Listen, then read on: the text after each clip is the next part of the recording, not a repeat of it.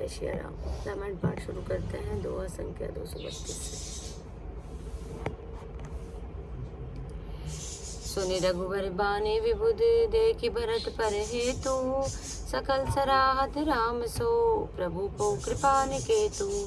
श्री रामचंद्र जी की वाणी सुनकर और भरत जी का उनका प्रेम देखकर समस्त देवता उनकी सराहना करने लगे और कहने लगे, श्री रामचंद्र जी के समान कृपा के धाम प्रभु और कौन है।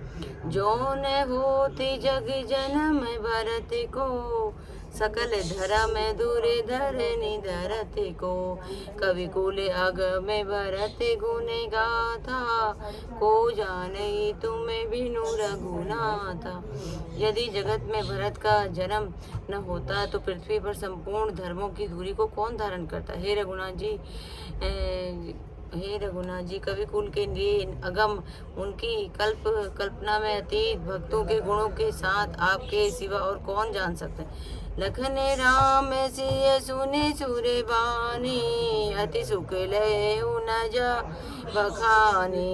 इहाँ भरतु सब सहित सहाय मंदाकिनी पुनीत नहाए। लक्ष्मण जी, श्री राम जी और सीता जी देवताओं की वाणी को सुनकर अत्यंत सुख पाया जो वर्णन नहीं किया जा सकता। यहाँ भरत जी होंगे।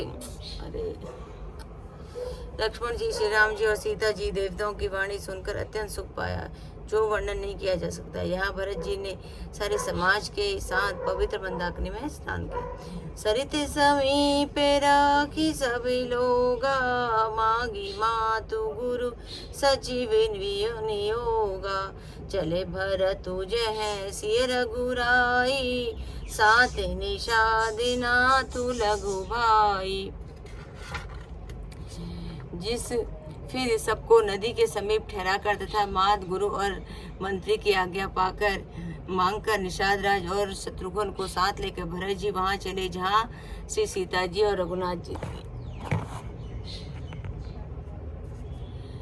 समुझी मातु कर तब सकुचाही करते कुतरक कोटि मन माही।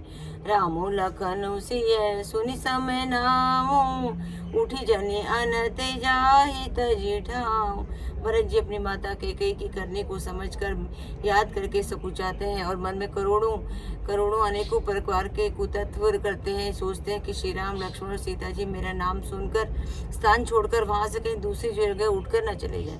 मातु मते बहुमान मोई जो कछु करहि सो थोर अवगुण क्षमे आदरहि समुझी आपनी ओर। मुझे माता के मत में मानकर वे जो कुछ भी करें सो थोड़ा है, पर वे अपनी समझकर अपने विरध और संबंधों को देखकर मेरे पापों और अवगुणों को क्षमा करके मेरा आदर ही करेंगे। जो परिहर ही मलिन मनु जानी जो सनिमान ही सेवक मानी। मोरे शरण राम ही कीपन ही राम सुस्वामी दोषु सब जन ही। चलो मलिन मन जानकर मुझे त्याग दें, चाहे अपना सेवक मानकर मेरे सम्मान करें, कुछ भी करें, मेरे तो श्री रामचंद्र जी जूतियां ही शरण है। श्री रामचंद्र जी तो अच्छे स्वामी हैं, दोष तो सब दास का ही है। जग जसी भाजन चातक मीना नेम प्रेम निज निपुण नवीना। अस मन गुणत चले मन जाता सकुज स्नेह शिथिल सब गाता। जगत में यश के पात्र तो चातक और मछली हैं जो अपने नेम और प्रेम को सदा साथ बनाए रखने के निपुण हैं। ऐसा मन में सोचते हुए भरत जी मार्ग में चले जाते हैं। उनके सब अंग संकोच और प्रेम से शिथिल हो रहे हैं। फेरती मन मातु कृति खोरी चलते भगति भल धीरज थोरी।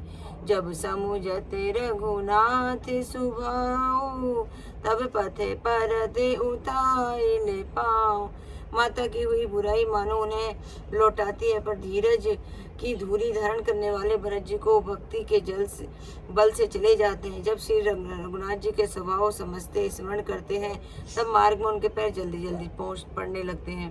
भरत दशाते ही अवसर कैसी जल प्रवाह जले गति जैसी देखी भरत करे, सोचू सनेहू भा निषाद देहि, समय भी दे। उस समय भरत की दशा कैसी है, जैसी जल के प्रभाव में जल के भौर की गति होती है।